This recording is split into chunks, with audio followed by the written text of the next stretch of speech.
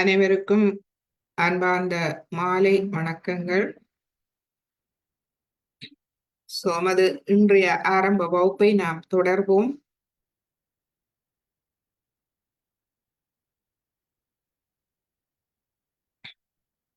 கடந்த வகுப்பில் நாம் இதய சக்கரத்தை பற்றிய இதய சக்கரத்தை பற்றி விளங்கிக் கொள்ள நாங்கள் ஆரம்பித்தோம். தொடர்ந்து இன்றும் நாம் இதய சக்கரத்தை பற்றிய விளக்கங்களை பார்ப்போம். ஏனென்றால் இதய சக்கரம் மிகவும் முக்கியமான ஒன்று.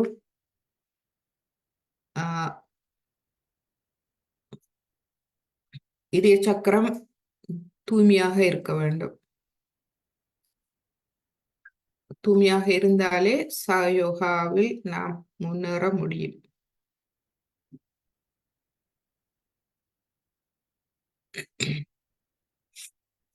கடந்த வகுப்பில் நாம் பார்த்ததை சிறிது சுருக்கமாக பார்ப்போம்.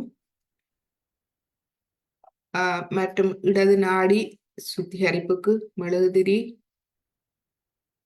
தேவையானவர்கள் மெழுகுதிரி வைத்துக் கொள்ளுங்கள். மற்றும் அனைவரும் உப்பு நீர் சுத்திகரிப்புக்கு தயாராக இருங்கள். இந்த உப்பு நீர் சுத்திகரிப்பு ஒவ்வொரு நாளும் செய்ய வேண்டிய ஒன்று. இந்த சுத்திகரிப்புக்கான நேரம் 10-15 நிமிடங்கள் தான் எடுக்கும். முக்கியமாக இரவு வேளைகளில் நாள் முடிவில் அதை செய்வது நம்மை வெகுவாக அமைதிப்படுத்தும். மற்றும்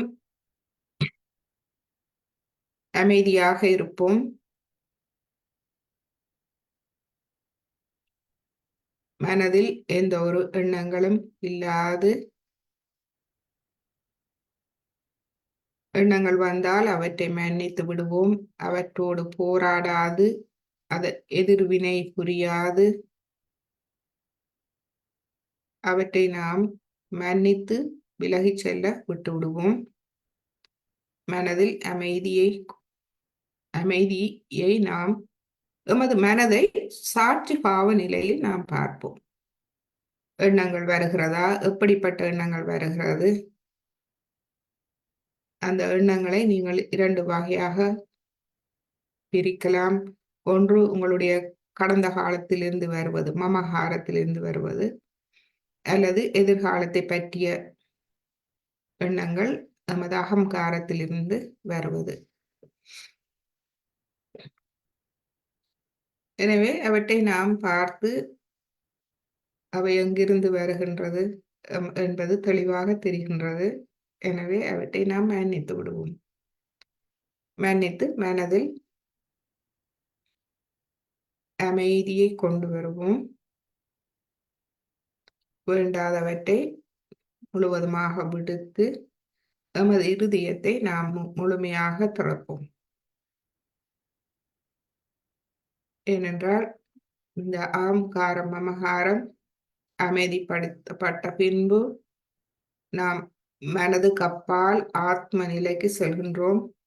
இந்த ஆத்ம நிலையில் நாம் எம்மை முழுமையாக எங்கும் நிறைந்திருக்கும் இந்த தெய்வீக சக்திக்கு எம்மை முழுமையாக வெளிப்படுத்துவோம். எமது அந்த எங்கும் நிறைந்திருக்கும் தெய்வீக சக்தி எமக்கு வெளியில் முழுவதும், இந்த பிரபஞ்சம் முழுவதும் பரவி இருக்கின்றது. அதேபோல் எமக்குள்ளும் இருக்கின்றது. எனவே எம்மை நன்றாக அறிந்த சக்தி, இந்த இறை சக்தி, தெய்வீக சக்தி, இந்த அன்பு சக்தி, அதனிடம் ஒளிவு மறைவின்றி கள்ளம் கபடம் சூதுவாதில்லாது எமது இருதயத்தை எம்மை முழுமையாக வெளிப்படுத்தும்.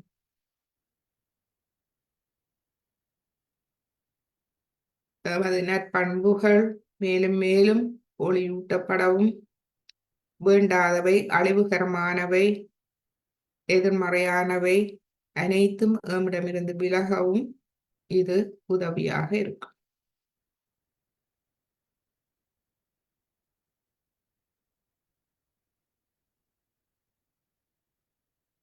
என்னால் அமைதியாக இருக்க முடியவில்லையா?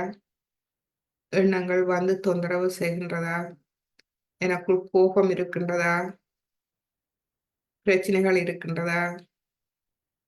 இவை அனைத்தையும் நாம் மன்னித்து நாம் கேட்போம், தாயே, இந்த அன்பு சக்தி எமக்குள் குண்டலினி அன்னையாக, ஒரு அன்பு தாயாக எமக்குள் எம்மை பராமரிக்க, எம்மை காத்தருள, எமக்கு வேண்டியவற்றை செய்தருள காத்திருக்கின்றார். அவரிடம் கேட்போம், அன்னையே, இந்த வேண்டாதவற்றை என்னிடமிருந்து அகற்றி விடுங்கள். ஆத்மாவின் அனைத்து நற்பண்புகளையும் எனக்குள் மேலும் மேலும் மேலும் மேலும் ஒளியூட்டி எனது இதயத்திலிருந்து அவை பிரகாசிக்க எனக்கு அருள் புரியுங்கள். இந்த பிரகாசம் என்பது எமது வாழ்வில் ஒவ்வொரு நொடியும் நாம் அந்த நற்பண்புகளை வெளிப்படுத்துபவர்களாக இருப்பதே இதன் அர்த்தம். அதாவது நாம் ஒரு நல்ல ஒரு ஆளுமை உடையவர்களாக மாறுகின்றோம். இதுவே முக்கியமானது.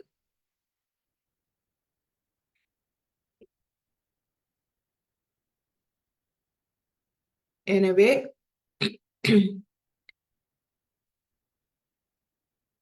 இந்த அன்பு சக்தியின் வழிகாட்டல், அறிவூட்டல் அனைத்தையும் நாம் மிகவும் பணிவாக கேட்டுக்கொள்வோம்.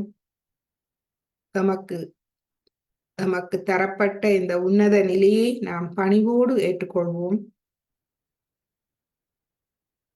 ஆணவத்துக்கு இடம் கொடுக்காது நாம் இந்த ஆன்மீக முன்னேற்றத்தில் முன்னேற முன்னேற முன்னேற நமக்கு பணிவு அதிகரித்து கொண்டு செல்கின்றது. அதை நாம் கவனிக்க வேண்டும். எனவே தூய்மையான நேர்மையான அறிவு நிறைந்த நமது இருதயத்தின் அறிவு நேர்மையானது. அங்கு கள்ளம், கபடம், சூதுவாது இல்லாத ஒளி பொருந்திய அறிவு நிறைந்த இருதயம். அந்த இருதயத்தை நாம் திறப்போம். இருதயத்தின் பீடம் நமது தலை உச்சியில் இருக்கின்றது. தலை உச்சி தளர்வடைவதை, மெதுவாக தளர்வடைந்து திறப்பதை நாம் காணலாம். பிரார்த்திப்போம். தாயே, எனது பிரம்மராந்திரத்தை திறந்து தாருங்கள். தலையுச்சி குழி, அதுவே தலையுச்சி குழி. இந்நிலையில் நன்றாக கைகள் தலை உச்சியில் நுண்ணதிர்வு பாய்வதை நீங்கள் அவதானிக்கலாம்.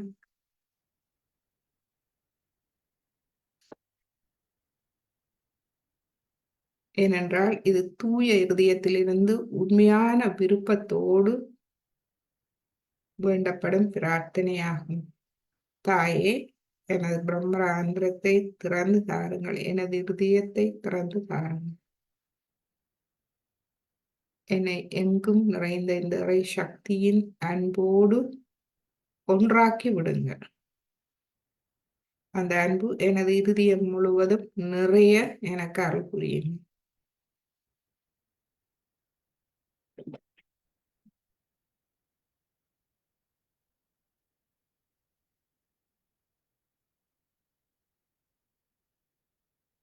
இந்த நிலையில் உங்கள் மனம் அமைதி அடைவதை காணலாம். இரு கைகள், உள்ளம் கைகள், விரல் நுனிகள், தலை உச்சி குழி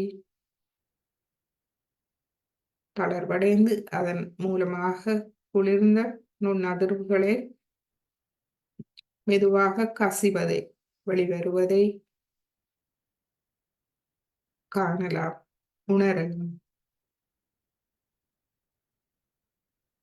இன்று நாம் எமது இடது இருதயத்தில் உறைந்திருக்கும் ஆத்மா.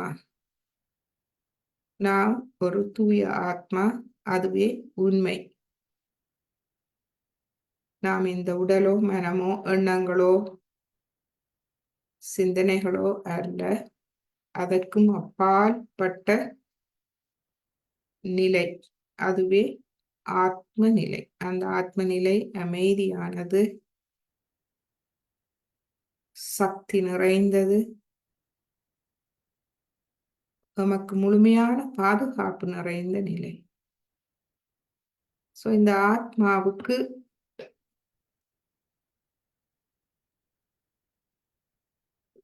எதிரான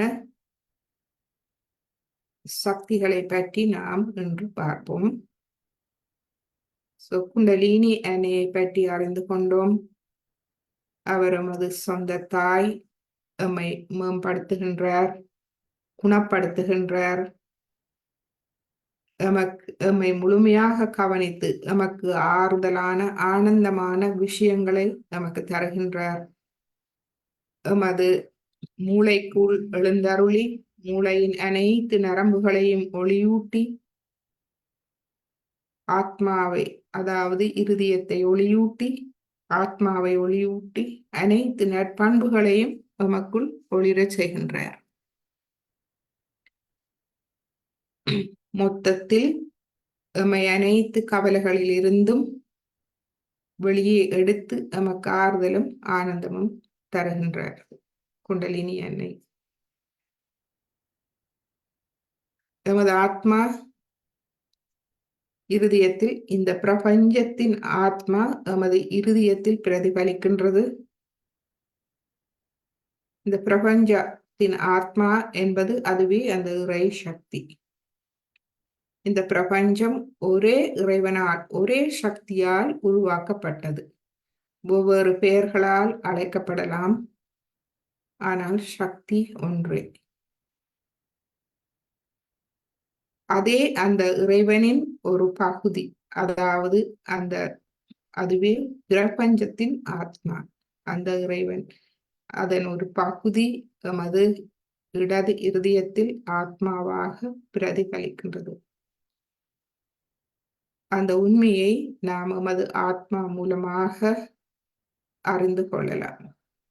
இதனாலேயே யோகா அனைத்து மதங்களுக்கும் பொதுவானது. ஏனெனில் மனிதர்களாக பிறந்த அனைவருக்கும் இந்த சூட்சும சரீரம் பொதுவானது. அனைவரிடமும் குண்டலினி சக்தி இருக்கின்றது, ஆத்மா இருக்கின்றது.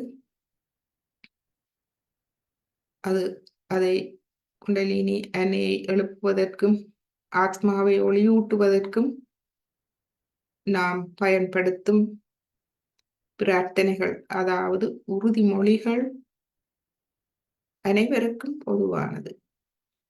எந்த மத சார்பும் இல்லாது இதயபூர்வமாக, தூய்மையாக, உண்மையாக வெளிப்படும் பிரார்த்தனைகள்.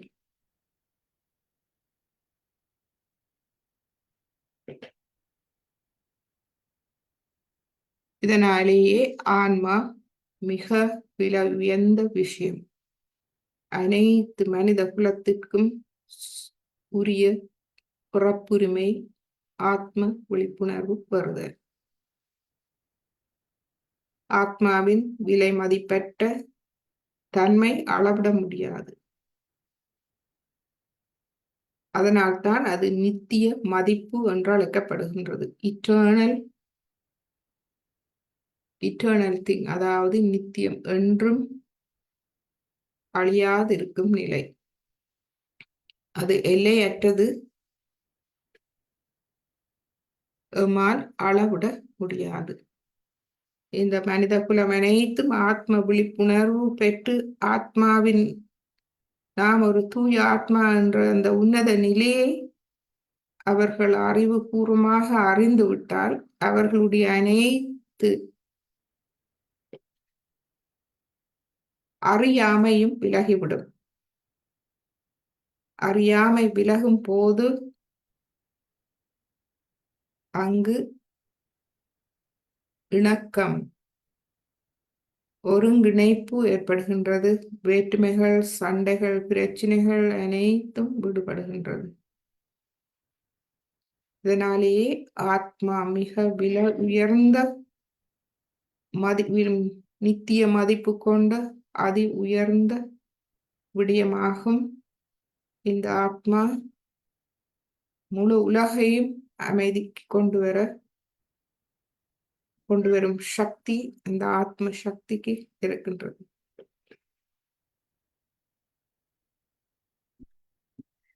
இன்று இந்த ஆத்மாவின் 6 எதிரிகளை நாம் பார்ப்போம்.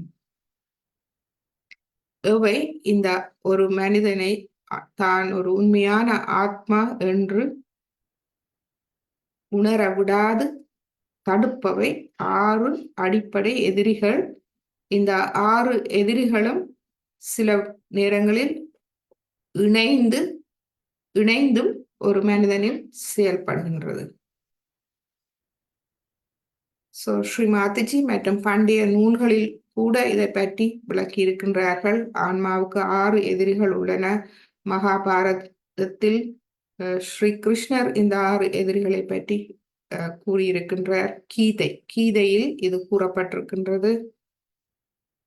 இவை எமது அகங்காரம் மமகாரம் மூலமாகவே செயல்படுகின்றது. இந்த அகங்காரம் மமகாரமே எல்லா தீய சக்திகளும் எம்மை அடிமைப்படுத்த காரணமாக இருக்கின்றது. அதனாலேயே நாம் அதற்கு அப்பால் ஆத்ம நிலைக்கு செல்ல வேண்டும். அங்கு யாரும் எம்மை அடிமைப்படுத்த முடியாது. இவ்வாறு அகங்காரம் மமகாரம் மூலமாக அவை வந்து எமது பவசாகரத்தை பாதிக்கின்றது. பவசாகரம் எமது குரு தத்துவம். நாமே எம்மை நன்கு உணர்ந்து எம்மை நாமே சீர்திருத்தி முன்னேற்றி செல்லும் இந்த திறன் அறிவை இவை கெடுக்கின்றது. எனவே நாம் இவற்றை அடையாளம் காணும் போது அவற்றிலிருந்து விலகி இருக்க முடியும். அவற்றை நாம் எவ்வாறு முறியடிப்பது? முதலில் நேர்மையான தேடுதல் அவசியம். அதாவது சயோகாவுக்கு நாம் வந்திருக்கின்றோம். அனைவரும் ஏதோ ஒரு காரணத்துக்காக வந்திருக்கின்றோம். அமைதியை தேடி, அல்லது சில பேர் ஆத்ம முன்னேற்றம் பற்றி, அதாவது ஆன்மீகம் பற்றி கொஞ்சம் தெரிந்திருப்பார்கள். எனவே அவர்கள் அதை பற்றி மேலும் அறிய வந்திருப்பார்கள். சில பேர் உடல் உபாதைகள் தொந்தரவு பட்டு அந்த மாதிரி வந்திருப்பார்கள். கடந்த கால பிரச்சனைகளால் அல்லது எதிர்காலங்களை பற்றிய கவலைகளால் நோய்வாய்ப்பட்டிரு அதன் காரணமாக வந்திருக்கலாம். எதுவானாலும் இவை அனைத்தும் ஒன்றோடொன்று தொடர்பானவை. எனவே அனைவருக்கும்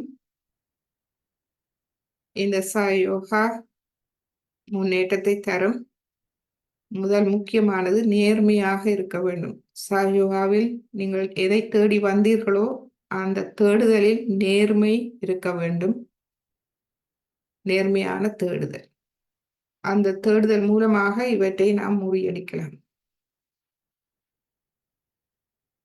நாம் ஒன்றை தேடி செல்கின்றோம், இடைவழியில் வேறு ஏதாவது எமது கவனத்தை ஈர்த்தால் நாம் அவற்றில் கவனம் போடாது ஒரு முகமாக நாம் மேல் செல்ல வேண்டும். அதுவே நேர்மையான தேடுதல். அவற்றை தோற்கடிப்பதற்கு நாம் சுய தேர்ச்சி பெற வேண்டும். பவசாகரம் குரு தன்மையை நாம் வளர்த்துக் கொள்ள வேண்டும். எம்மை நாம் நன்றாக அறிந்து எம்மை நாம் சீர்திருத்தும் திறனை நாம் பெற்றுக்கொள்ள வேண்டும். அதாவது குரு கொள்கை. இது எவ்வாறு எமது வழக்கமான சயோகா தியானம் மூலமாக எம்மை ஆத்மாவில் நிலைநிறுத்தும் போது, அதாவது ஆத்ம நிலை என்றால் அந்த தியான நிலையில் நாம் இந்த பிரபஞ்சத்தின் தெய்வீக சக்தியோடு ஒன்றான நிலையில் ஒவ்வொரு நாளும் நாம் தியானிக்கும் போது எமக்குள் அறிவு வளர்கின்றது. ஆத்ம ஞானம், அறிவு, தூய தெய்வீக ஞானம் எமக்குள் வளர்கின்றது. வளரும் போது நாம் எமது சக்கரங்கள், நாடிகள், அவற்றின் தத்துவங்கள், அவற்றிலிருந்து வெளிப்படும் குணங்களை பற்றி நன்றாக அறிந்து கொள்கின்றோம். அவற்றுக்கு எதிரானவையை இனம் கண்டு நாம் அவை தானாக எம்மிடமிருந்து விலகுகின்றது. எனவே இந்த சுய தேர்ச்சி, முன்னேற்றம் நமக்கு தானாக ஏற்படுகின்றது. எனவே தியான நிலை, இந்த ஆத்ம நிலை மிகவும் முக்கியமான ஒன்று.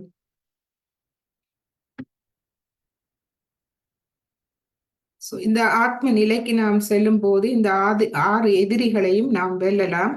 அவற்றை எவ்வாறு வெல்வதென்றால், நாம் அவற்றுக்கு அடிமையாவதை விடுத்து அவற்றை நாம் எமது அடிமைகளாக ஆக்கிக் கொள்ளலாம். அந்த எதிரிகளை நாம் எமது நல்ல நோக்கத்துக்காக அவற்றை எவ்வாறு பயன்படுத்துவதென்ற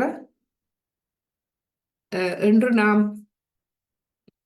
அந்த சூட்சுமத்தை அறிந்து கொண்டோமானால், அவை எமக்கு எதிரிகளாக இருப்பதை விட எமக்கு அவை உதவுபவையாக இருந்து அவை எமக்கு ஒரு நன்மதிப்பு சின்னங்களாக எமக்கு மாறுகின்றது. அதையே நாம் இன்று பார்க்க போகின்றோம். இந்த 6 எதிரிகள் எவை என்று பார்ப்போம். அவற்றை எவ்வாறு எமக்கு சாதகமாக பயன்படுத்துவது என்பதை நாம் பார்ப்போம். எனவே சாயோகாவில் நாம் இந்த 6 எதிரிகளோடு போராடுவதல்ல. இந்த எதிரிகள் ஏதோ ஒரு காரணத்துக்காக எமக்குள் இருக்கின்றது. அந்த காரணத்தை நாம் சரியாக அறிந்து அவற்றை சரியாக பயன்படுத்தினோம் என்றால் அவை எமது அடிமைகளாக இருப்பார்கள். எமது வாழ்வுக்கு அவை உதவி புரிபவர்களாக இருப்பார்கள். எமது மூலாதார சக்கரத்தை பாதிக்கும் காரணி வந்து தூய்மையற்ற ஆசை, காமம் என்று சொல்லுவோம். தூய்மையற்ற ஆசைகள், இதை எவ்வாறு நாம் வெல்வது? தூய விருப்பம், ஆத்ம முன்னேற்றத்தில் நான் ஆத்மாவின் நற்பண்புகளை எனக்குள் வெளிப்படுத்திக் கொள்ள வேண்டும் என்ற தூய விருப்பம் அவசியம்.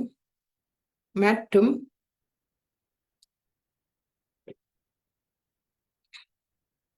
எமது வாழ்வில் திருமணம் அவசியம், குடும்ப வாழ்வு அவசியம். திருமணம் செய்யும் போது ஒரு மனிதன் பூரணமடைகின்றான், இன்னொரு ஆத்மாவோடு இணைப்பு ஏற்படுகின்றது. திருமணம் என்பது இரு ஆத்மாக்களின் இணைப்பு. இன்னொரு ஆத்மாவோடு இணைப்பு ஏற்படும் போது அங்கு வளர்ச்சி ஏற்படுகின்றது. பொறுமை, விட்டு கொடுப்பு, புரிந்துணர்வு என்று ஒருவருக்கொருவர் வளர்ச்சி ஏற்படுகின்றது, ஆத்ம முன்னேற்றம் ஏற்படுகின்றது. எனவே அந்த தூய பந்தம் மூலமாக நாம் வேண்டாத ஆசைகளை தவிர்த்து, இந்த ஆசை, காமம் என்பது தரப்பட்ட ஒன்று, அதை நாம் எமது தர்மத்தின் எல்லைக்குள் பயன்படுத்தும் போது அது நன்மதிப்பு சின்னமாக மாறுகின்றது. ஒரு நல்ல குடும்பம், நல்ல குழந்தைகள், நன்மதிப்பு, நல்லொழுக்கம் கொண்ட குழந்தைகள் வருகின்றார்கள். இவ்வாறே நாம் நமது மூலாதார சக்கரத்தை வேண்டாத ஆசைகளில் இருந்து நாம் பலப்படுத்திக் கொள்ளலாம். இரண்டாவதாக குரோதம். குரோதம் என்பது கோபம். நமது சுவாதிஷ்டான சக்கரத்தை பாதிக்கின்றது. கோபம் நாம் உள்ளாய்வு செய்யும் போது கோபம், அந்த கோபத்தை நாம் அன்பால், கருணையால் நிரப்பிக் கொள்ளலாம். நாம் மற்றவர்களை புரிந்து கொள்ள வேண்டும். அவர்களும் நம்மை போல் ஆத்மாக்களே. ஆத்ம விழிப்பு உணர்வு பெறாதவர்களிடமும் அவர்களின் இருதயத்தில் ஆத்மா இருக்கின்றது.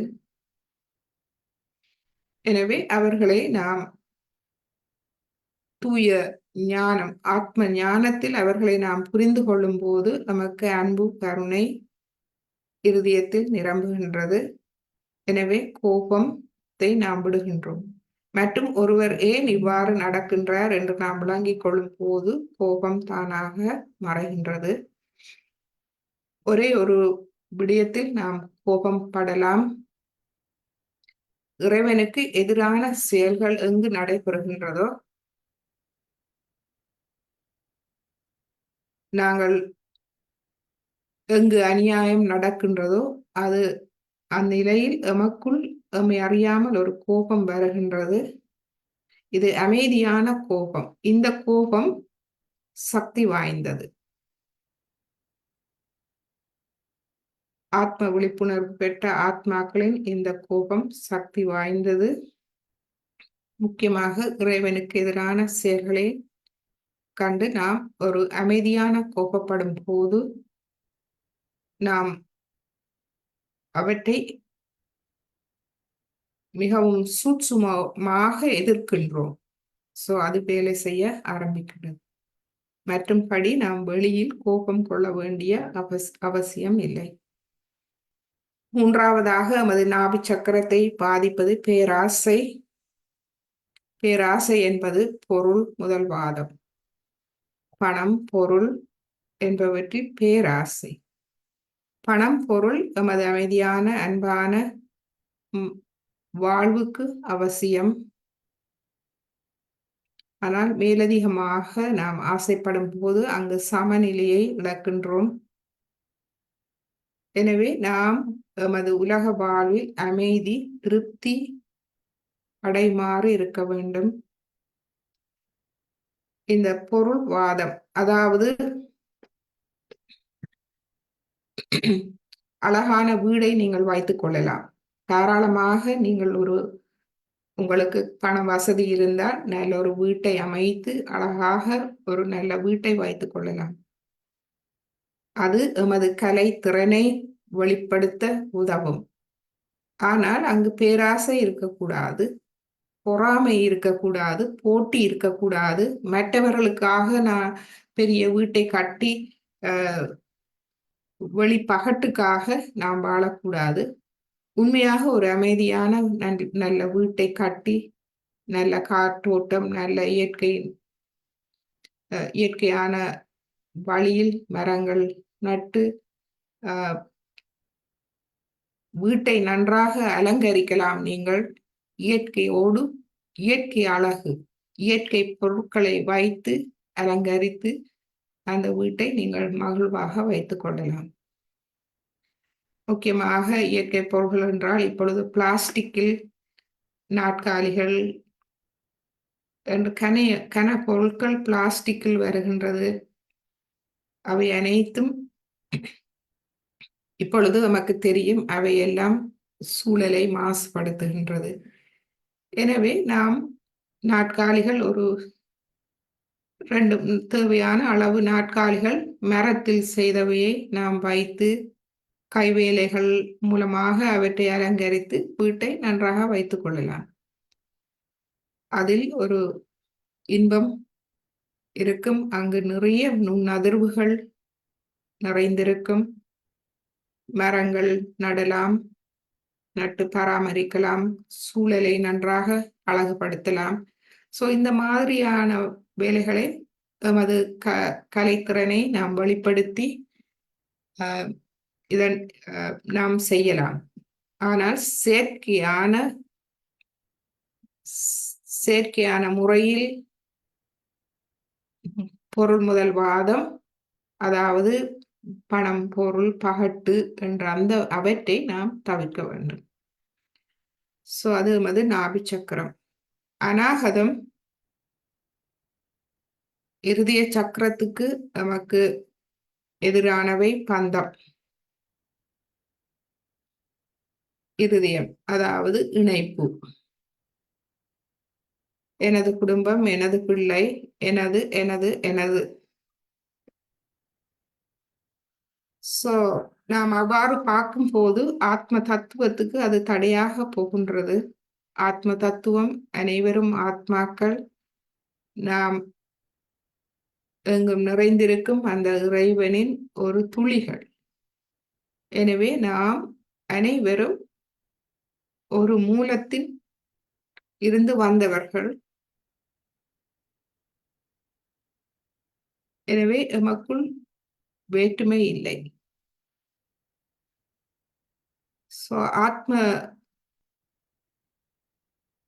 ஆத்ம தத்துவம் அனைவரையும் சமமாக பார்க்கின்றது.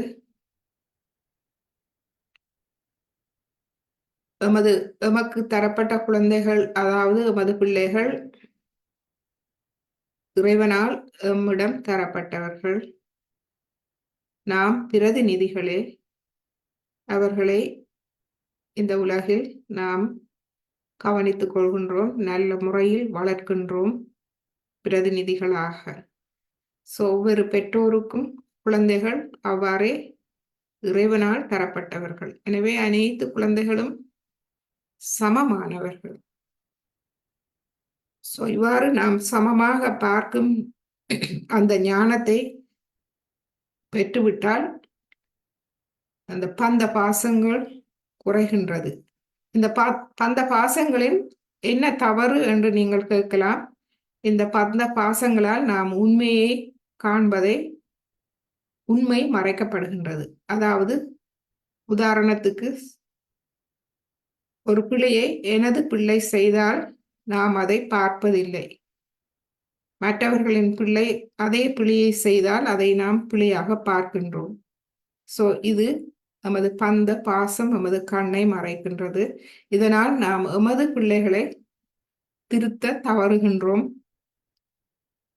அதை விடுத்து நாம் ஆத்மாவாக அனைவரையும் சமமாக பார்க்கும் போது இது அனைவருக்கும்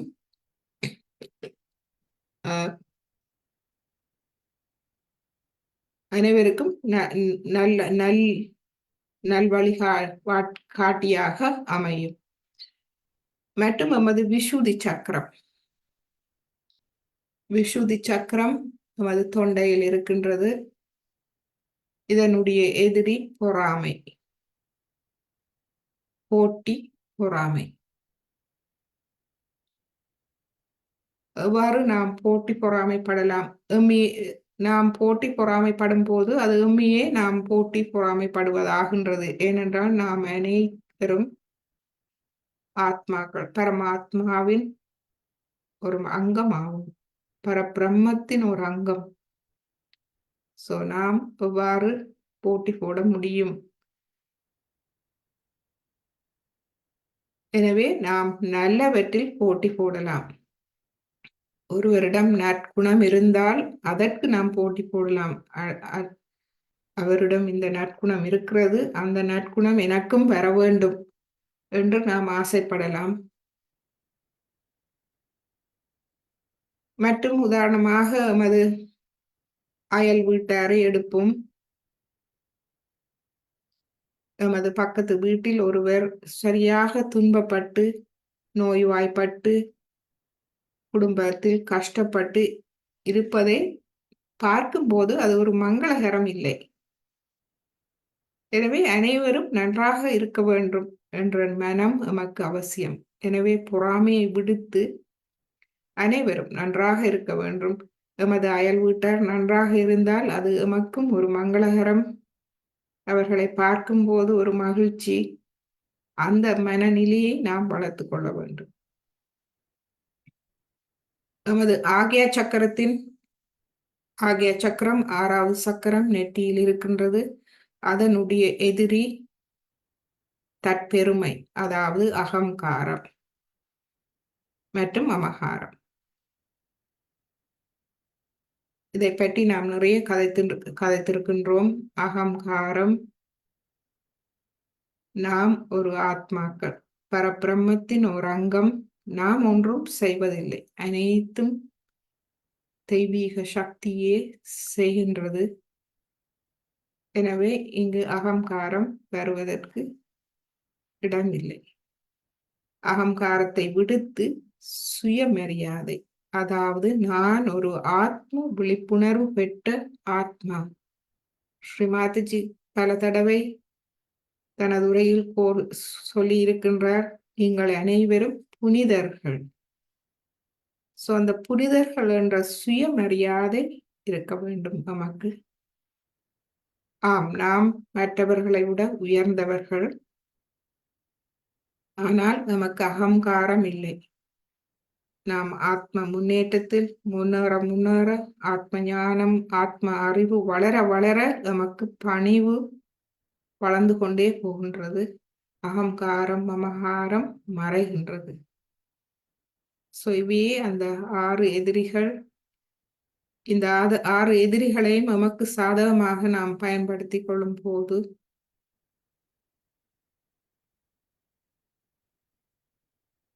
சச்சித்த ஆனந்த நிலையை அடைகின்றோம். சஸ்காரத்தில் அந்த நிர்விச்சார சமாதி நிலை, மனதில் எந்த விசாரங்களும் இல்லாத, எண்ணங்கள் இல்லாத ஆத்ம நிலை. அந்த ஆத்ம நிலையே சச்சித் ஆனந்த நிலை.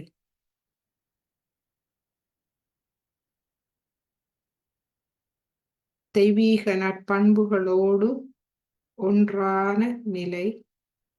அந்த நிலையை நாம் அடைகின்றோம். இப்பொழுது நாம் எமது தியானத்தை ஆரம்பிப்போம்.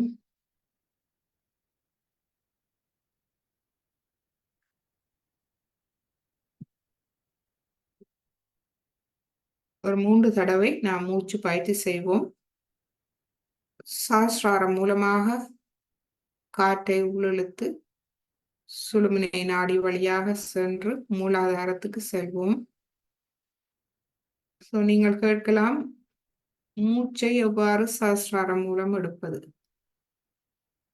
மூச்சு உண்மையில் உங்கள் மூக்கால் நடைபெறும், ஆனால் முழு கவனத்தையும் நீங்கள் சஹஸ்ராரத்தில் வைக்கும் போது நீங்கள் அதை உணரலாம். ஏனென்றால் இப்பொழுது பிரம்மராந்திரம் திறந்திருக்கின்றது. எனவே மூச்சை நன்றாக உள்ளிழுத்து மூலாதாரத்தில் நாம் சிறிது அமைதியாக இருப்போம். மூச்சை பிடித்து வைத்துக் கொண்டு பின்பு மெதுவாக வெளிவிடுவோம்.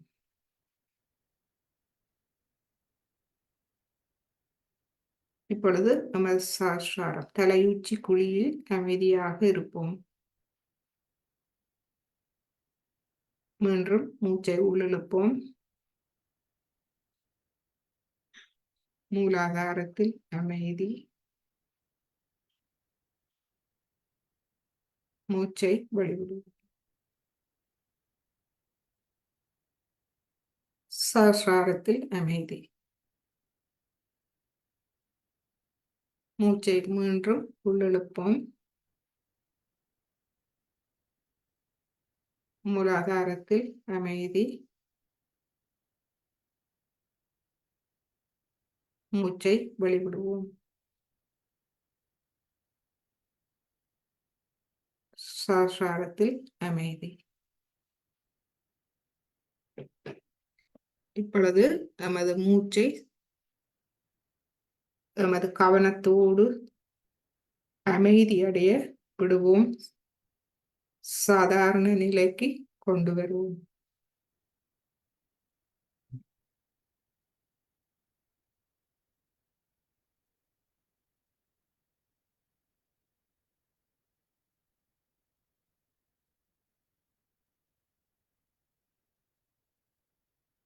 இப்பொழுது குண்டலினி அன்னையை எழுப்பி கவசம் இட்டுக் கொள்வோம். முதலாவது தடவை.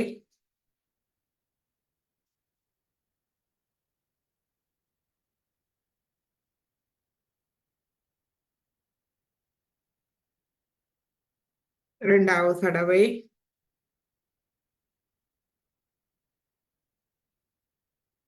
மூன்றாவது தடவை.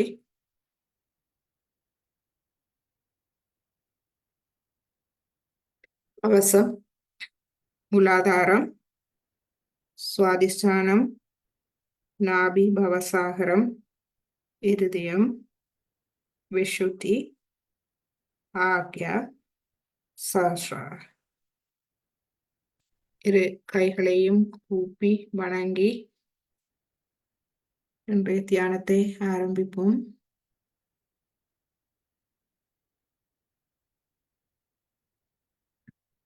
எனது கவனம் எங்கிருக்கின்றது?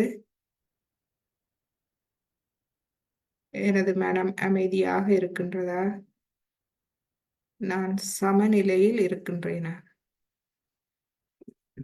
இடது இடது பக்கம் நமது மமகாரத்தின் பாதிப்பு, வலது பக்கம் அகங்காரத்தின் பாதிப்பு. இந்த பாதிப்புகளிலிருந்து விடுபட்டு நான் அமைதியாக இருக்கின்றேனா? அல்லது கடந்த கால எண்ணங்களோ எதிர்கால வாழ்வை பற்றிய எண்ணங்களோ வந்து எனது மனதை குழப்புகின்றதா?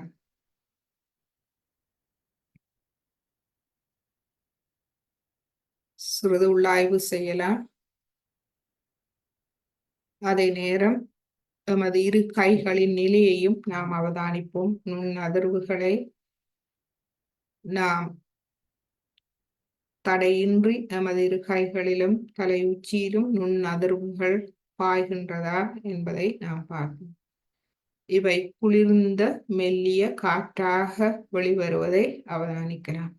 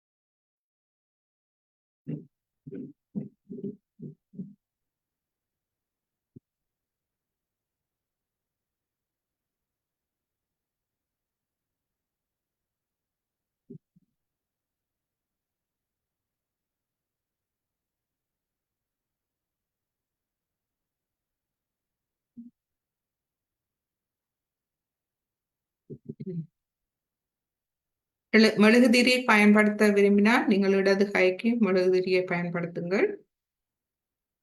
மற்றவர்கள் இப்பொழுது கால்களை உப்பு நீரில் வைக்கலாம். மெழுகுதிரி பயன்படுத்துபவர்கள் வலது நாடி சுத்திகரிப்பின் போது நீங்கள் கால்களை உப்பு நீரில் வைக்கலாம்.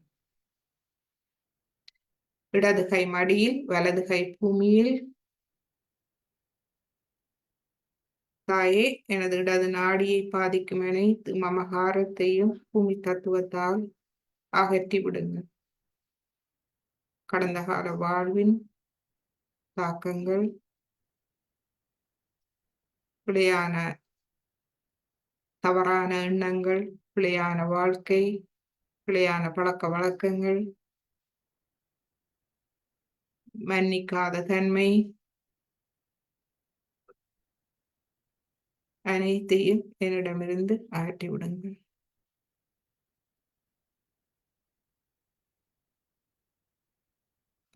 இடது கையை நாம் அவதானிப்போம்.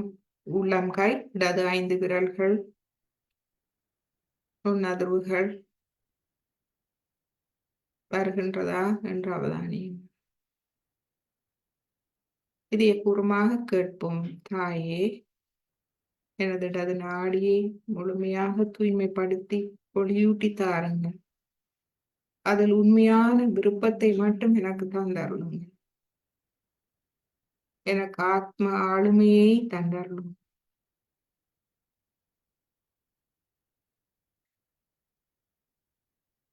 அழிவுகரமான அனைத்தையும் என்னிடமிருந்து அகற்றி விடுங்கள்.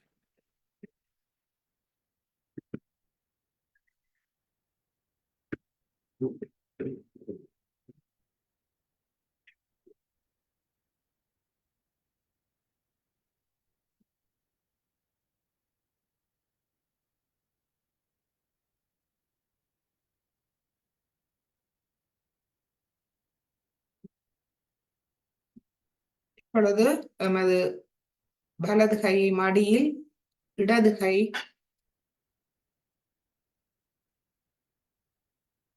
ஆகாயத்தை நோக்கி வைப்போம்.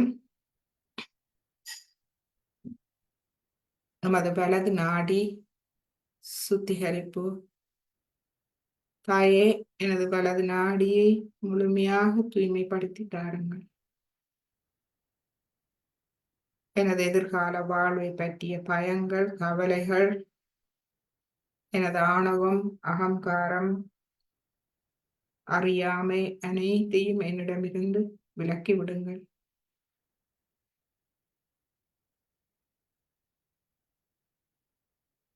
எனது கவனத்தை முழுமையாக தூய்மைப்படுத்தி அறிவொளி ஊட்டி தாருங்கள்.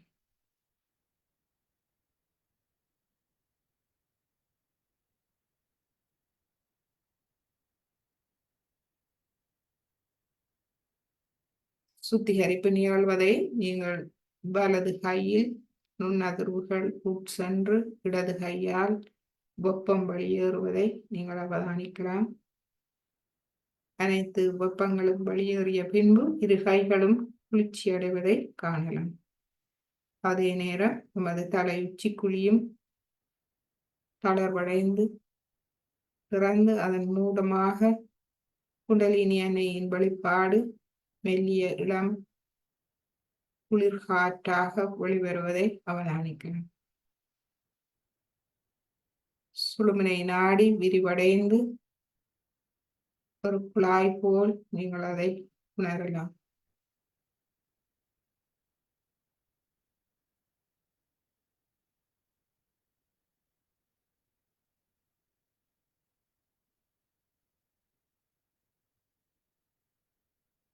பொழுது நமது இடது கையை மடக்கி கொண்டு வருவோம். நடு நாடி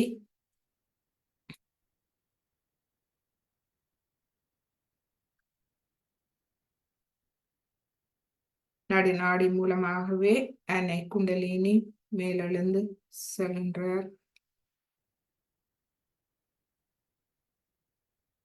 அவர் தங்கு தடையின்றி மேலெழுந்து செல்வதற்கு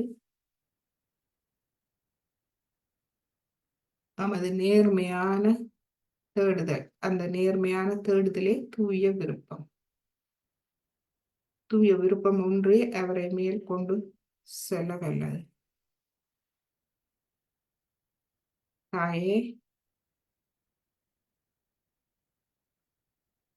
எனது சகஸ்ராரத்துக்கு வந்த அருளுங்கள்.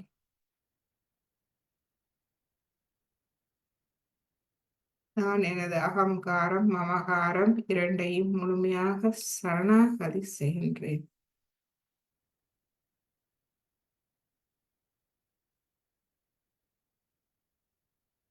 என்னை ஆத்ம நிலைக்கு, அந்த அமைதி நிலைக்கு என்னை எடுத்து செல்லுங்கள்.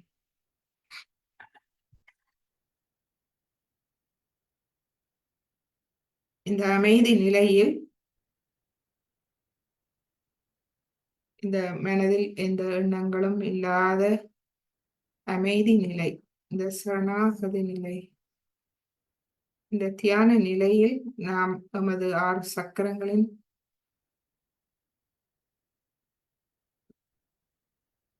எதிரிகளை எவ்வாறு நாம் கையாளுவது என்பதற்கான வேண்டுதலை நாம் ஸ்ரீ மாதாஜியிடம் கேட்போம். அவை எமது சக்கரங்களை வலுப்படுத்த வல்லது. இந்த தியான நிலையில் இருந்து கொண்டே இந்த பிரார்த்தனைகளை நாம் சொல்வோம். மூலாதாரத்தில் கேட்போம். ஸ்ரீ மாதாஜி நமது மூலாதாரத்தை ஒளியூட்டி வேண்டாத ஆசைகளை நம்மிடமிருந்து விலக்கி நமக்கு தூய விருப்பத்தை மட்டும் நமது மூலாதாரத்தில் நிறுவித்தாருங்கள்.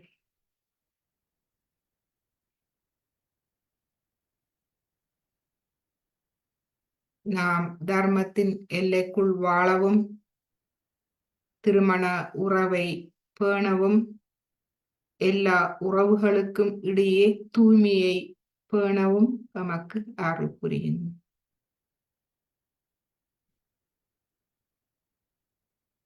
மூலாதாரத்தில் சிறிது நேரம் அமைதியாக இருப்போம்.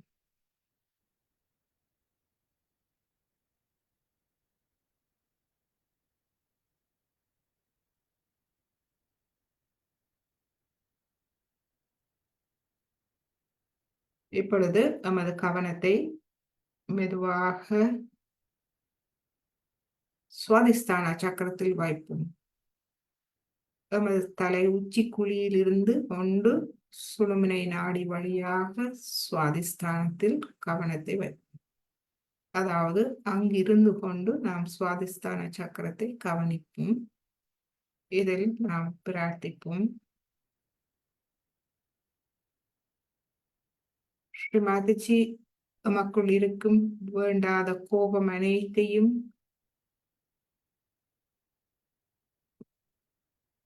கலைத்து எம்மை இரக்கமுள்ளவர்களாக அன்புள்ளவர்களாக மாற்றுங்கள். எமது குறைகளை மட்டும் நான் பார்த்து என்னில் நான் கோபப்படலாம். எனது குறைகளுக்காக அந்த கோபம் என்னை நான் திருத்த எனக்கு உதவும்.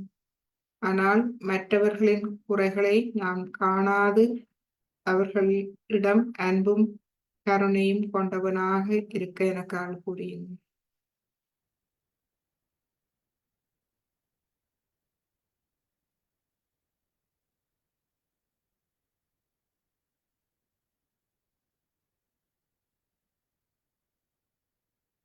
உங்கள் சுழுமுனை நாடி வழியாக அமைதியாக சுவாசம் நடைபெறுவதை அவதானியுங்கள். மனம் முழு அமைதி அடைந்த நிலையில் இருப்பதை அவதானியுங்கள். தலை உச்சி குழியில் குளிர்ச்சியை உணர முடிகிறதா என்று பாருங்கள். இரு கைகளிலும் நுண் அதிர்வுகளை அவதானியுங்கள்.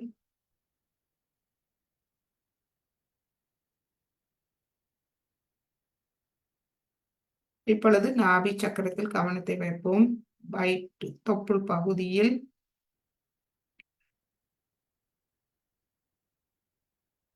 இதில் பிரார்த்திப்போம். ஸ்ரீமாதிஜி, எம்மை பொருள் மற்றும் பொருள் முதல் வாதத்திற்கு அப்பால் அழைத்து செல்லுங்கள். நாம் சமநிலையுடனும் அமைதியுடனும் திருப்தியுடனும் இருக்க செய்யுங்கள். மேலும் எல்லாவற்றிலும் ஆத்மாவின் அழகை காண செய்யுங்கள்.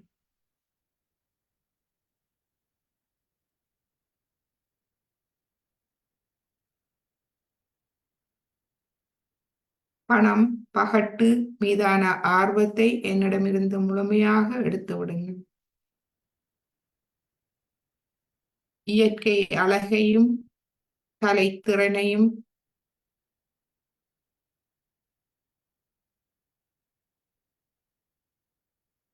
ரசித்து மகிழும் திறனை எனக்கு தந்தரும்.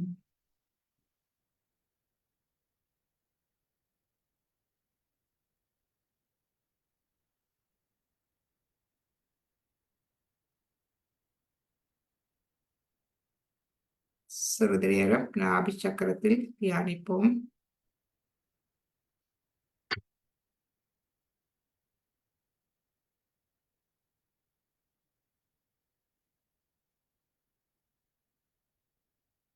இப்பொழுது எமது கவனத்தை இருதய சக்கரத்துக்கு எடுத்து செல்வோம். இருதயத்தில்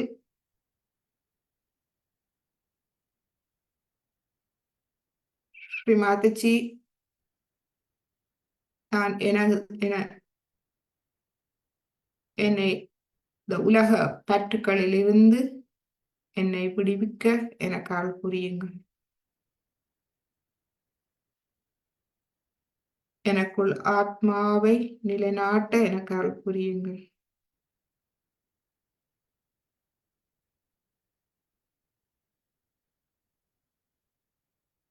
என்னை தர்மத்தின் எல்லைக்குள் வாழவும் எனது கடமைகளை நன்குணர்ந்து அதை ஆற்றவும் எனக்கு அருள் புரியுங்கள்.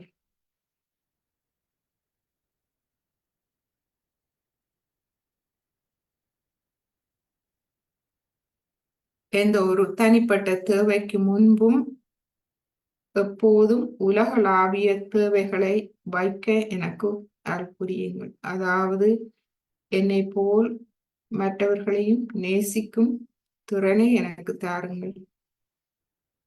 பேசும்போது நான் என்பதற்கு பதிலாக நாம் என்று பயன்படுத்தும் திறனை எனக்கு தாருங்கள்.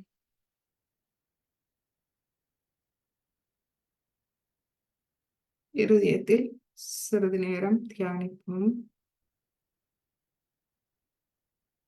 நாம் ஒரு தூய ஆத்மா, பரபிரம்மத்தின் ஒரு அங்கம் ஆகும்.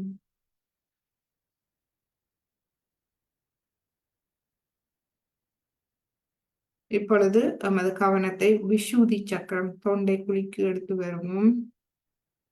இதில் பிரார்த்திப்போம். ஸ்ரீமாதிஜி, உங்கள் அருளால் நமக்குள் இருக்கும் பொறாமை, போட்டித்தன்மைகளை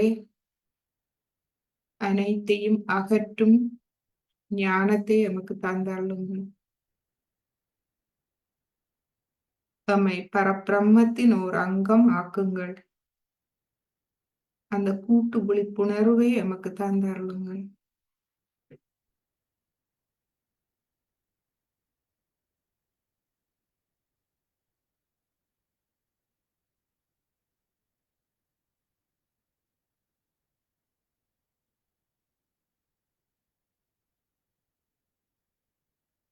நாம் மற்றவர்களை விட அதிகம் அன்பும் இரக்கமும் கருணையும் நிறைந்தவர்களாக இருக்க நமக்கால் புரியுங்கள்.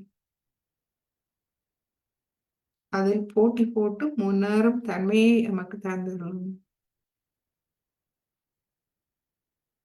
இனிமையாக பேசும் திறன்,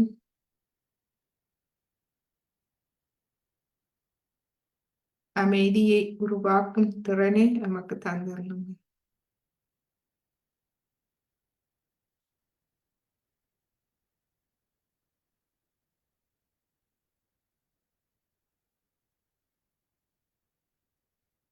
போட்டி பொறாமையை விடுத்து சாட்சி பாவ நிலையை நமக்கு தந்தாலும்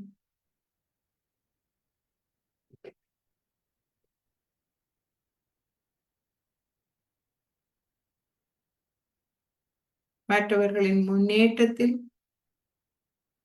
இறைவனின் ஆசீர்வாதத்தை காண நமக்கு கண்டு மகிழ நமக்கு அருள் புரியும்.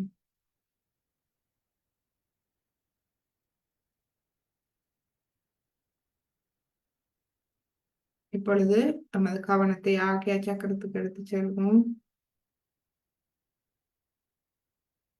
ஸ்ரீமாதிஜி, நமக்குள் இருக்கும் அற்ப பெருமைகள், அகங்காரம் அனைத்தையும் கலைத்து விடுங்கள்.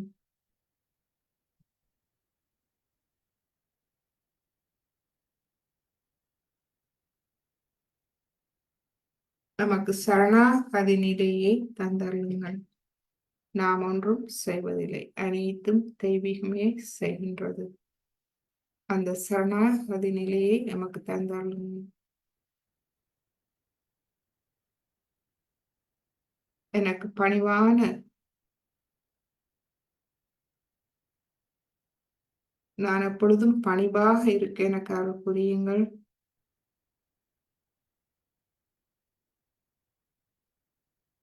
நான் ஒரு சாயோகி, ஒரு புனிதர் என்ற சுயமரியாதையை எனக்கு தந்தருளும்.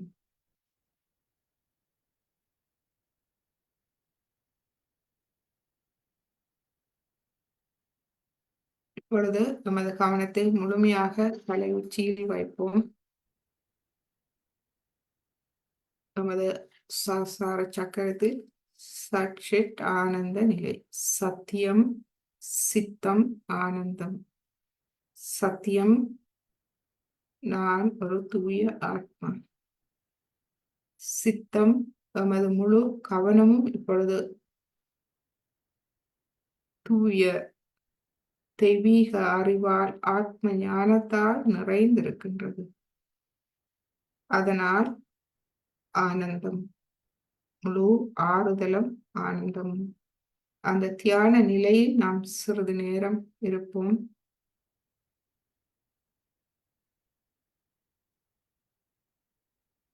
கவனம் தலையுச்சிக்குழி இரு உள்ளங்கைகளில் மட்டும் இருக்கட்டும். முழுமையான கவனத்தை அங்கு வைப்போம்.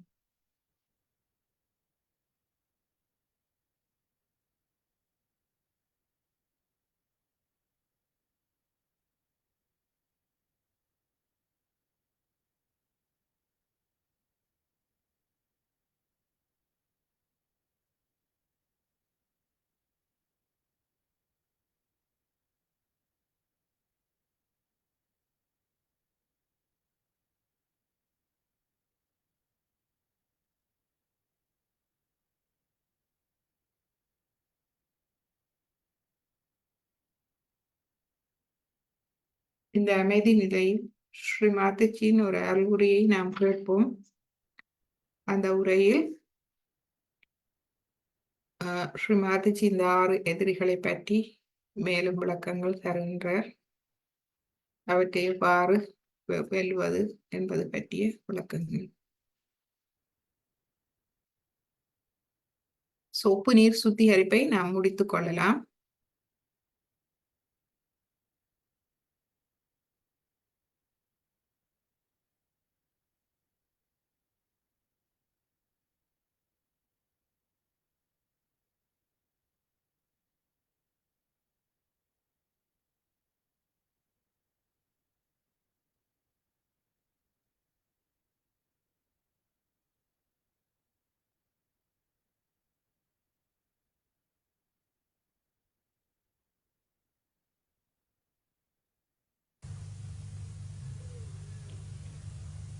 So you have to kill.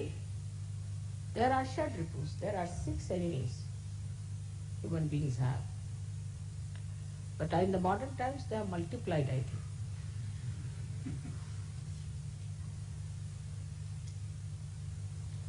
The first one is the lust. Kill your lust.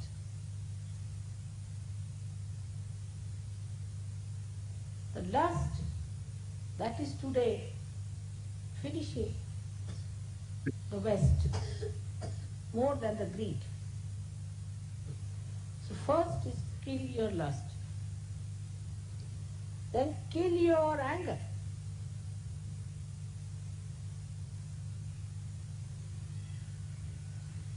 There are certain people who have a built-in response that as soon as they see somebody, they get into anger. If a white man sees a black man, he gets into an anger. A black man sees a white man, he gets into anger. Is that right?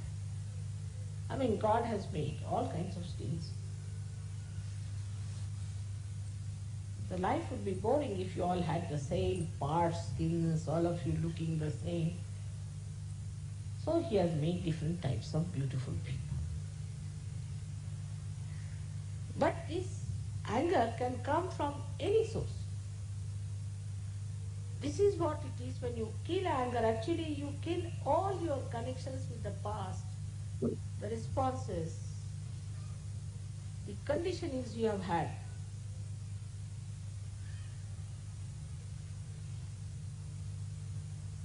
Then the vanity that people have. I find it much more when I go to places where people call themselves bureaucrats, or they are in charge, like matrons, telling people what to do this, do that, do that. This is the Krishna's finger. Using Krishna's finger on others. The vanity. The vanity that you are perfect. You are perfect. Nothing wrong with you. You are the best people. English think they are the best. Germans think they are the best. Italians think they are the best. Or say, the best of all are the Swiss people.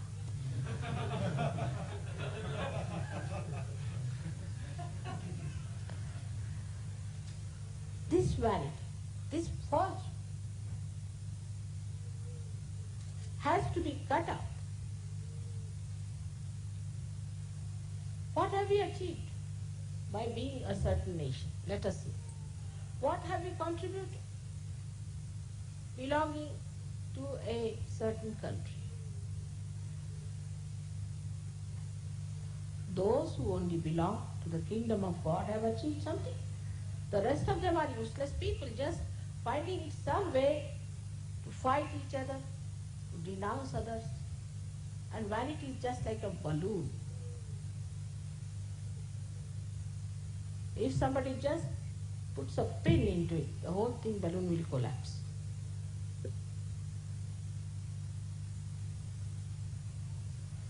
Then the worst of all is jealousy. And that is among Indians. Indians are very big jealous spots. Especially the Indians who are again in the government and the politics. But otherwise also there are jealousy. They'll always complain about other people and will be jealous. And also in the West, people are quite jealous, I must say. They are jealous of things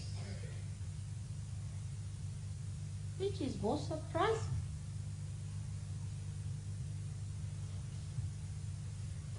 One day I was going in the car and one gentleman was very furious for nothing. So the another one tells me, they are jealous because you are sitting in a Mercedes car. I said, but that's not mine, that's my husband's, you see. What is there to be jealous because I'm sitting in a Mercedes car? I mean, this is being a very stupid, nonsensical thing. But still I can't believe you can be jealous of somebody because he has a Mercedes car. What does it matter? To me, it's a foreign idea. Absolutely can't understand. But there are stupid things like that. I can only understand one jealousy, that is between husband and wife. Little bit.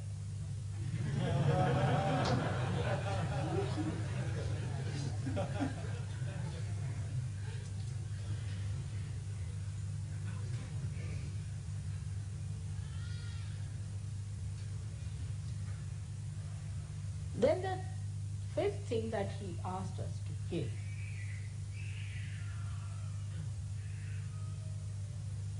is the attachment. Very important. This is my child, this is Indian also, more Indian. This is my cousin, this is my brother, this is my fiancé, this is my wife. Also in the West, the other way around is that they do not care for their children.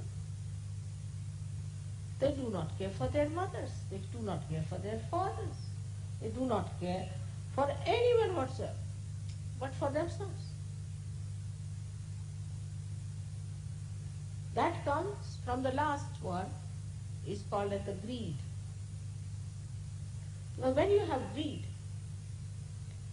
you don't care for anybody, you just want to have everything from another person. You want to grab another person of everything. Whatever another person has, you want to have it. But when you don't want to have it, everybody wants to give you it. That's my case. I am very afraid to say even that this is nice, because immediately tomorrow I'll find it in my house.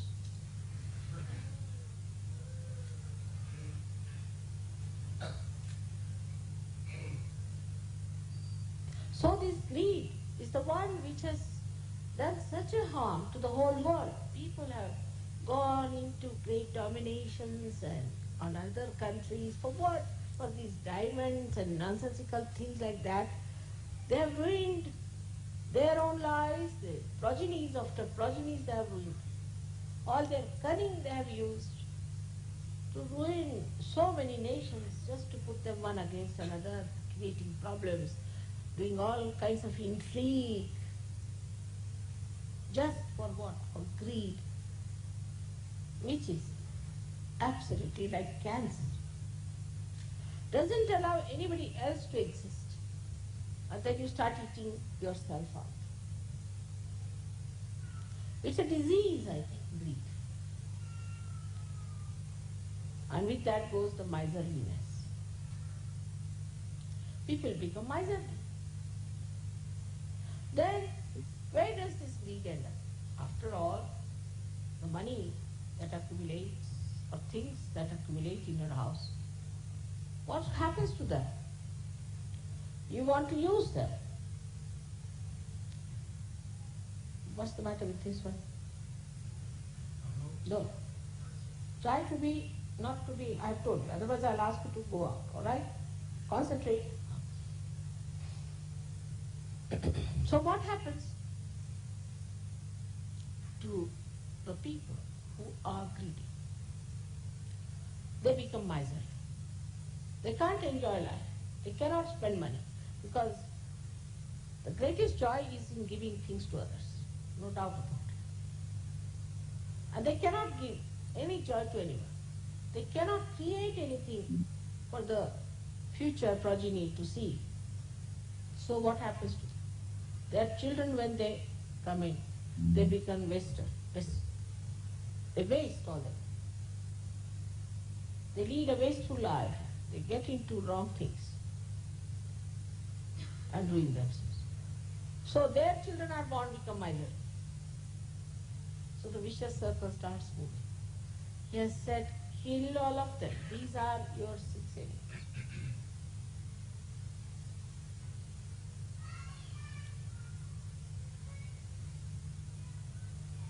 Now the contradiction, again, people use.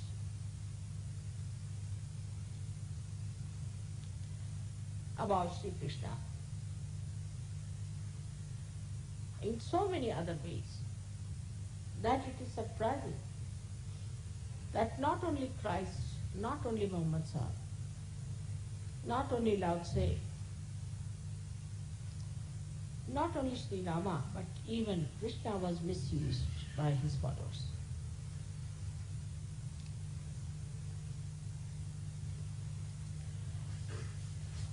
He is the one who is Tatastha. The one, Tatastha means who stands on the banks of the attention and sees it. Who watches everything. He is the one who is the witness. He described Sakshi Rupena Sansita. He becomes a Sakshi, a witness. That's what he has said. It's a play. It's a play. But in the name of Krishna, you find all kinds of absurd things people do. They make dramas, they become Krishnas, they have fruits, they make people befool them, make money out of it, or they sell books on the street. Like if you go to South Hall, you'll find so many Westerners wearing funny dresses going around asking for alms from Indians. And Indians say, oh, look at that, these beggars, see, they have come to get some. Let us give them some money.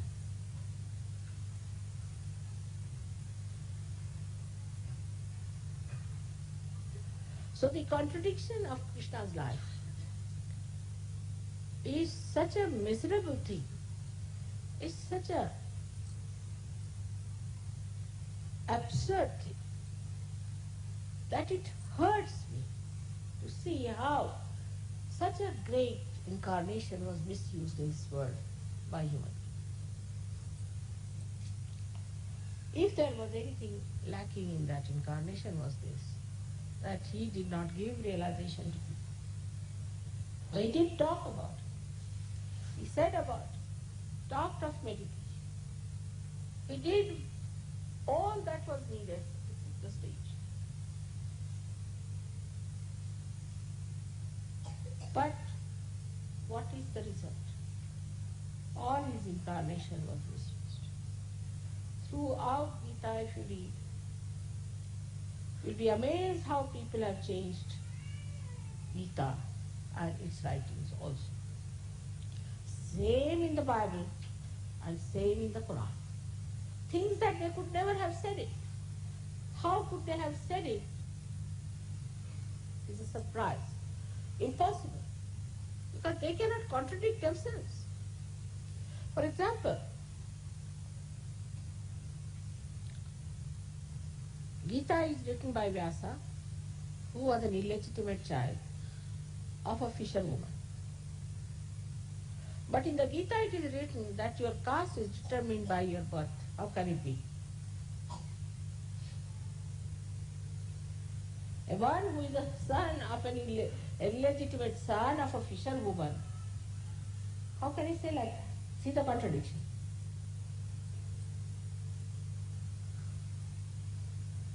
Same in the Bible, same in the Torah, same in the Quran. In all these books, all these people have tried to play a very nasty role by changing them. But you can find it out. Luckily, whatever they may try, the truth comes out in this manner, and you can prove it that whatever you are saying is wrong. Cannot be. The one Vyasa who wrote was the son of a fisherwoman, and how can he say that Brahmins are the highest when he is not born as a Brahmin? And to say that your caste Brahminism comes from your birth, from your rebirth. Only they removed little bit rebirth.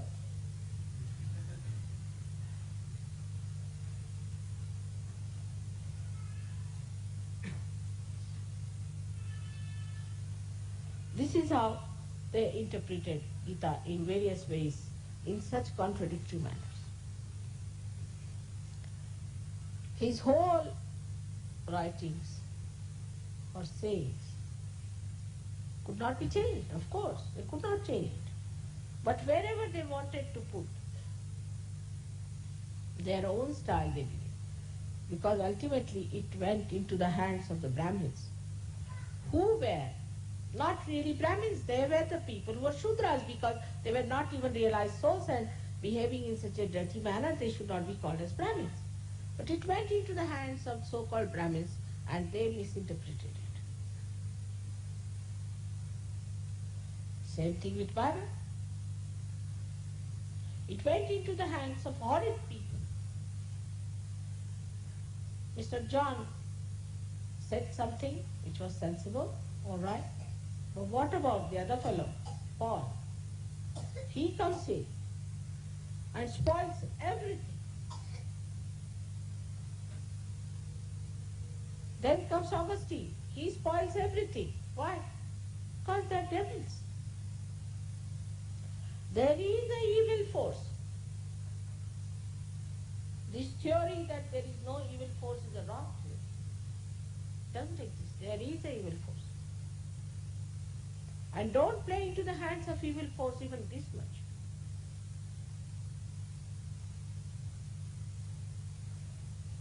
And that was clearly told by Sri Krishna.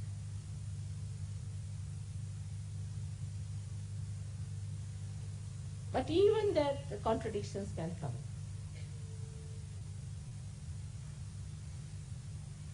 Like, if you are a Krishna Bhakta, then if you just start running on the street, Krishna, Krishna, Krishna, Krishna, like that, then you are a celebrity. Or like a madcap, go on, Krishna, Krishna, Krishna, like that.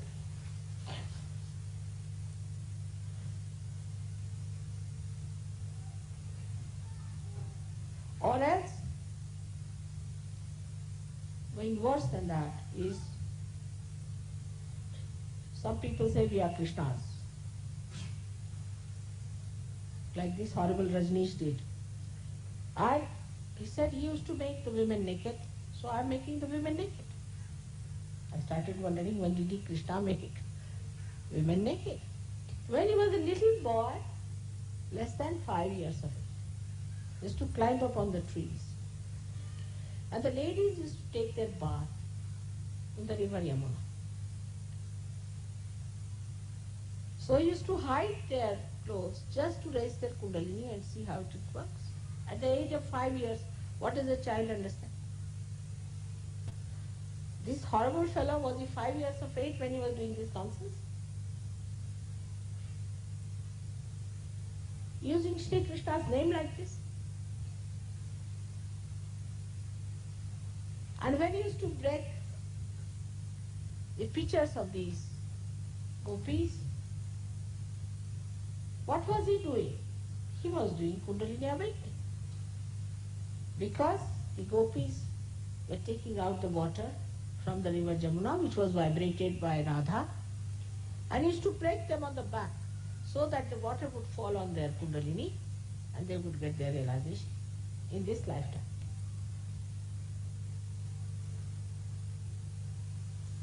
That's what? His purification. But first thing they will do is to separate Sri Krishna as a child and Sri Krishna as the one who talks to Arjuna. Very nice. So there is no relevance. And use him the way you want. It's a very common thing that people start talking about Sri Krishna as if he's in their pocket, or they are the writers of Gita. Like we have in the churches, those bishops and things who drink a lot and then they take out their Bible and start reading upside down.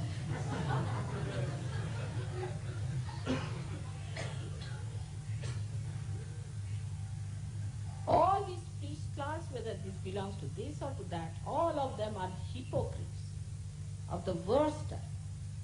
Just money spinning people. Even Indian temples, which are not far-fetched, are ruined. All the ganja and all that is sold in Indian temples.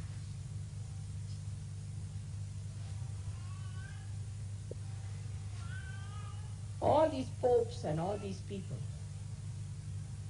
are doing something that is never expected.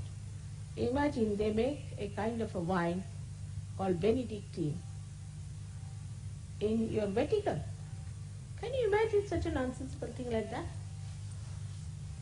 Tomorrow they'll open a beer bar.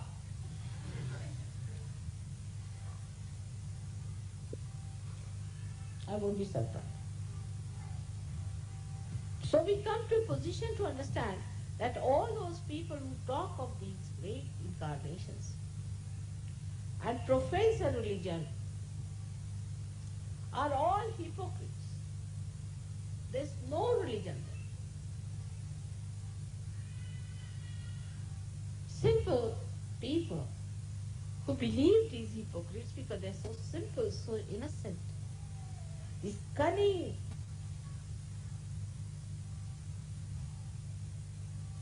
greedy devils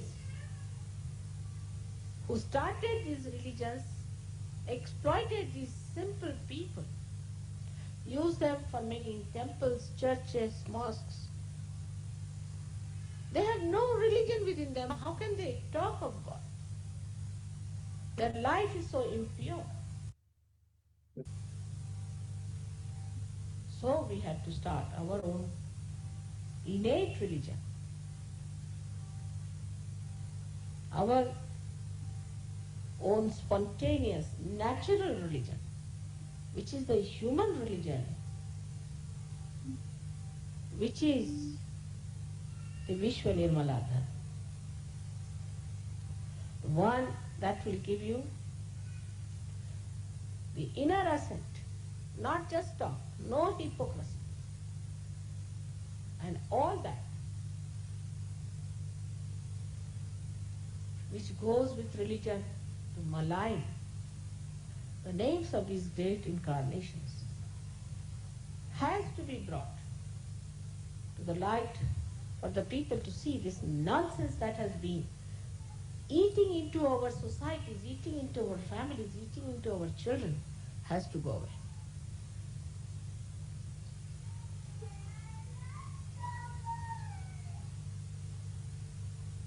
Yada yada hi dharmasya. Whenever the religion, dharma doesn't mean this nonsensical religion, falls down,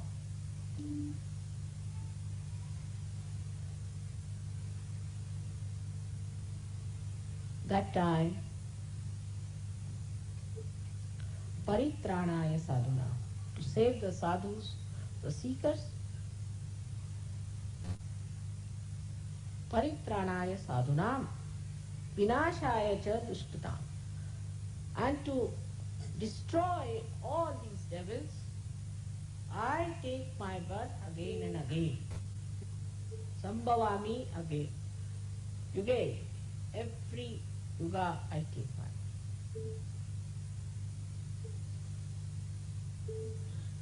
And this is what is an incarnation. You must be very fortunate people that now you can see the cunning of all these devils and can exist into that purity, into that benevolence, the hita, which was promised by Sri Krishna. He never told lies. What he told was the truth. He was truth.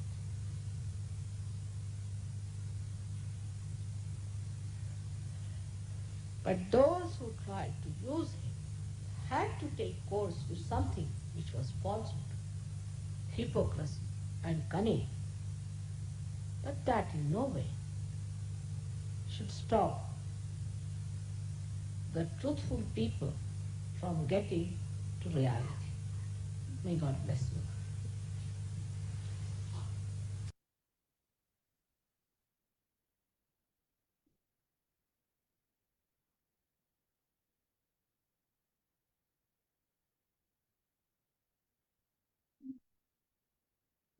மாதச்சி இந்த அருள் உரையில்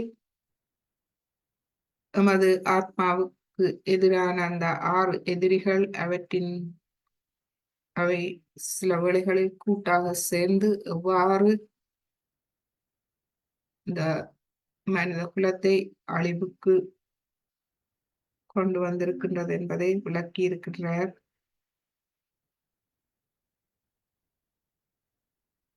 எனவே இந்த தீய சக்திகளை வெளிப்படுத்துபவர்களிடமிருந்து நாம் அவதானமாக இருக்க வேண்டும்.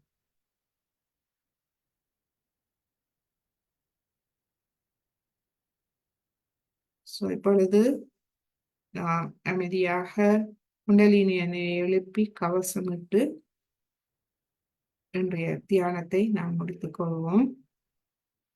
முதலாவது தடவை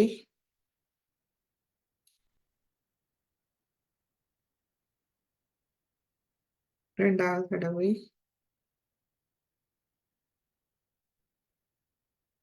மூன்றாவது தடவை கவசம், மூலாதாரம், சுவாதிஷ்டானம், நாபி, பவசாகரம், இருதயம், விஷுதி, ஆக்யா, சஹஸ்ராரம். இரு கைகளையும் கூப்பி நமது அன்பான தாயும் தெய்வீக குருமான ஸ்ரீ மாதாஜி அவர்களுக்கு நமது இதயபூர்வமான நன்றிகளை தெரிவிப்போம். இந்த அறிவுரைகள் மூலம் நமக்கு ஆத்ம ஞானத்தை, தூய தெய்வீக ஞானத்தை வழங்கி அறிவுரைகளை தந்து எமது அறியாமையை போக்கி நமக்குள் எமது மனக்கண்ணை திறப்பதற்கு எமது இதயபூர்வமான நன்றிகளை நாம் தெரிவித்துக் கொள்வோம். இந்த மனக்கண் நமக்குள் திறக்கும் போது நாம் இந்த உலகத்தை புரிந்து கொள்கின்றோம். நம்மை நாம் புரிந்து கொள்கின்றோம். வாழ்க்கையில் நாம் செல்லும் பாதையை நாம் தெளிவாக தெரிந்து கொள்கின்றோம். நமது இதயபூர்வமான கோடான் கோடி அன்பு கோடி நன்றிகள்.